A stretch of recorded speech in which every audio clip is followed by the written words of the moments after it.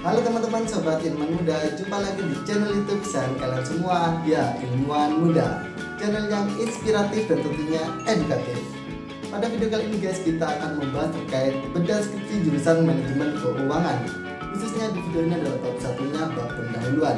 Jadi buat kalian yang sedang mengerjakan skripsi dan bingung terkait bab 1 bab pendahuluan, tonton video ini sampai selesai. Oke, langsung saja saksikan yang satu ini, cekidot.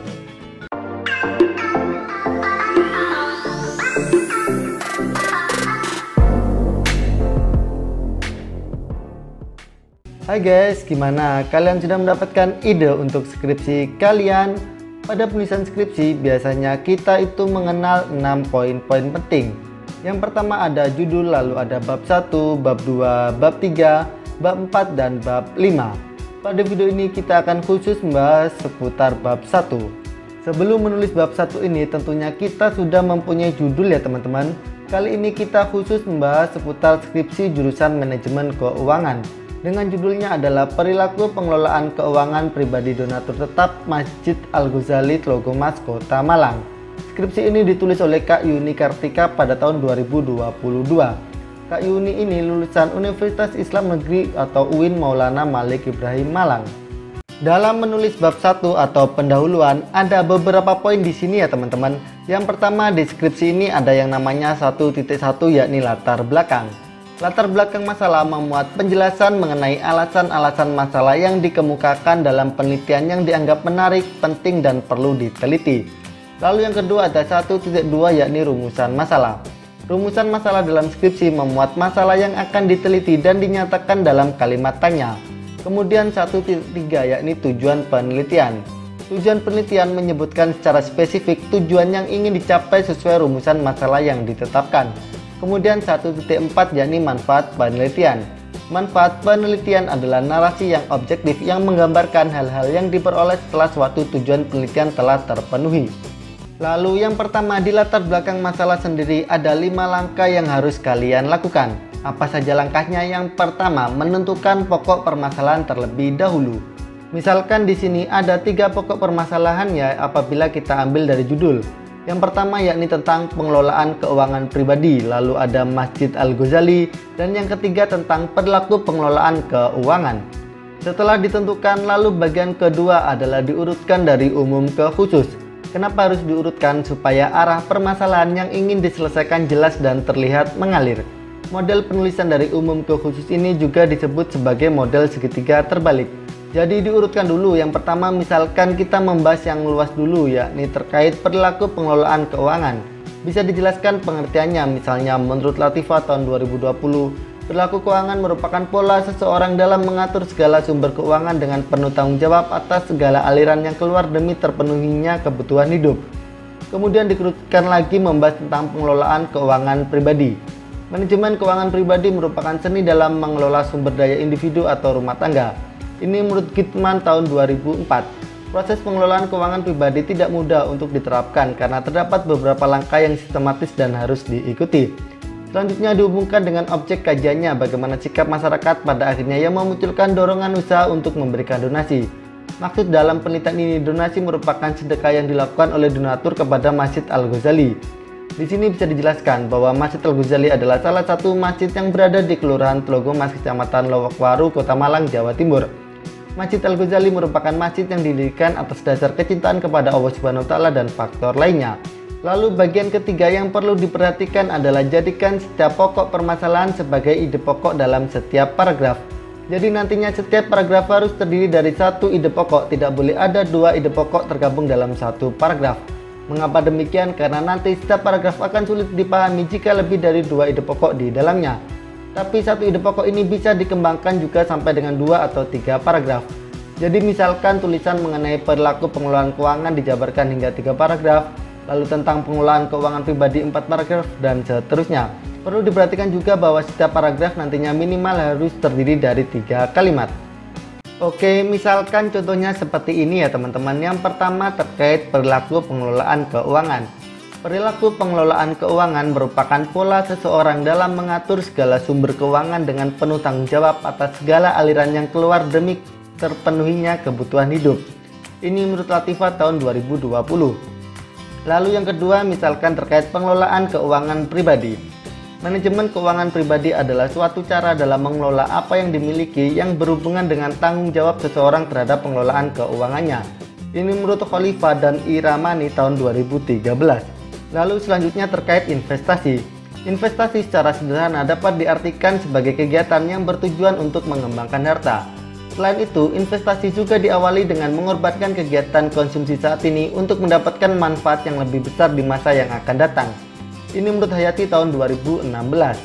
Misalkan ya, coba bayangkan teman-teman, kalau kalian mempunyai 5 pokok permasalahan, nah sedangkan satu ide pokok itu sendiri bisa jadi 2 sampai dengan 3 paragraf. Kalau kalian punya 5 berarti sudah ada 10 bisa, 15 bisa. Nah, banyak kan? Lalu yang perlu digarisbawahi nantinya, setiap paragraf itu minimal terdiri dari 3 kalimat ya teman-teman. Jadi paling sedikit 3, banyak boleh, lebih sedikit jangan. Karena kurang dari 3 itu belum satu paragraf.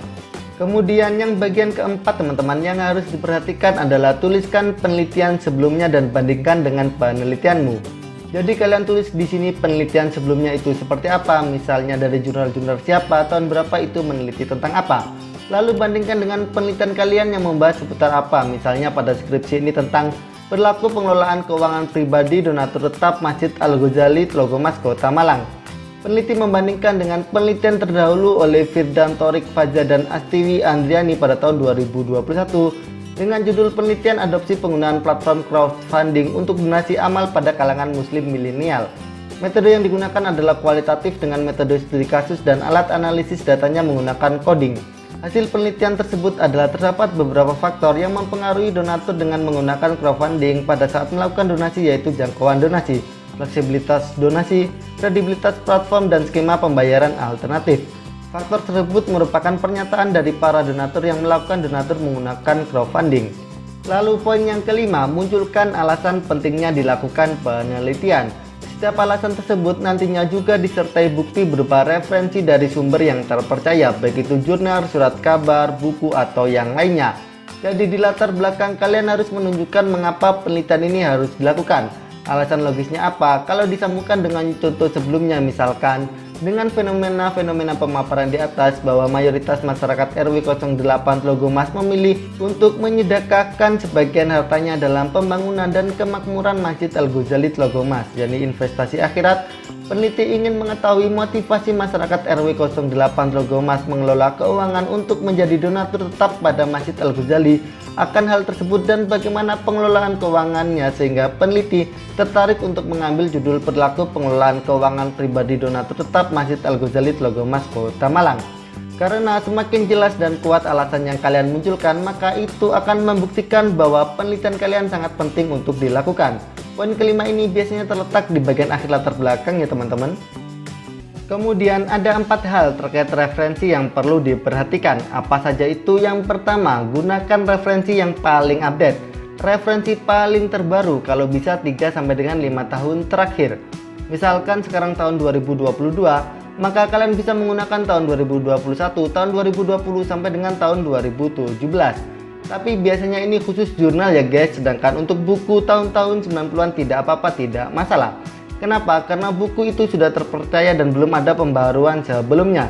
Sedangkan jurnal sering ada penelitian yang terbaru. Lalu poin yang kedua adalah gunakan referensi yang berhubungan. Jadi perhatikan korelasinya. Saat kalian memutuskan memasukkan atau menambahkan referensi, harus diperhatikan apakah benar-benar memiliki hubungan atau tidak. Atau ada hubungannya sedikit, tidak masalah. Tapi kalau tidak ada hubungannya atau hubungannya terlalu jauh, sebaiknya jangan digunakan.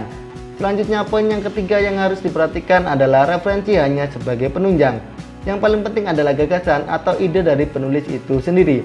Jadi gagasan kalian yang berperan penting di sebuah skripsi. Karena skripsi adalah sebuah karya tulis yang muncul dari ide, sedangkan referensi itu untuk menguatkan ide yang disampaikan supaya benar-benar rasional dan bisa dilogika.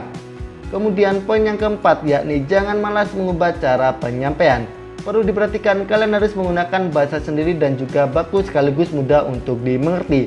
Jadi stop plagiarisme atau kalian mencontoh, kalian menuliskan tulisan orang lain tanpa mencantumkan sumber atau tanpa mengubah tulisan tersebut, itu bisa tercek plagiarisme. Lanjut ke rumusan masalah. Adapun rumusan masalah yang terdapat dalam skripsi ini ada 2, yakni yang pertama, apa motivasi RW 08 menjadi donatur tetap Masjid Al-Ghazali Tlogomas Kota Malang?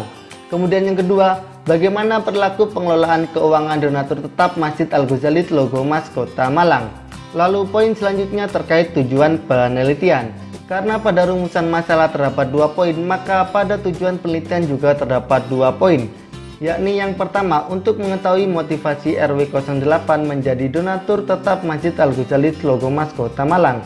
Lalu yang kedua, untuk mengetahui perilaku pengelolaan keuangan donatur tetap Masjid Al-Ghazali Tlogo Mas Kota Malang. Kemudian lanjut ke manfaat penelitian. Dengan dilakukannya penelitian ini, peneliti berharap dapat memberikan manfaat kepada peneliti berikutnya, baik kepada mahasiswa, masyarakat, dan khususnya pada bidang manajemen keuangan. Yang pertama yakni secara teoritis. Dari hasil penelitian ini diharapkan mampu memberikan sumbangsi teori dan khasanah keilmuan kepada para peneliti berikutnya dan masyarakat khususnya pada bidang manajemen keuangan. Lalu yang kedua adalah manfaat secara praktis. Penelitian ini bisa dijadikan sebagai rujukan bagi para peneliti berikutnya dan bisa mengembangkan serta melengkapi kekurangan yang ada pada penelitian ini. Penelitian ini diharapkan dapat menjadi salah satu bahan kajian para mahasiswa maupun masyarakat luar terutama dalam bidang manajemen keuangan. Nah, bagaimana teman-teman sobat Ilmuwan Muda? Itu tadi adalah bedah skripsi bab 1 bab pendahuluan jurusan manajemen keuangan. Jadi buat kalian yang merasa bingung atau mau sharing-sharing, silahkan saja dilanjutkan di kolom komentar di bawah ini. Dan apabila kalian video ini bermanfaat, jangan lupa untuk like, komen, dan share video ini ke teman-teman kalian semuanya. Oke, cukup sekian dari Ayam. Salam dari kami, salam Ilmuwan Muda.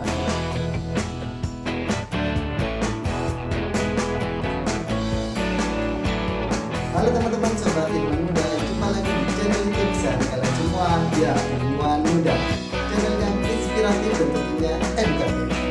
Pada video kali ini guys, kita akan membahas terkait bedah skripsi jurusan manajemen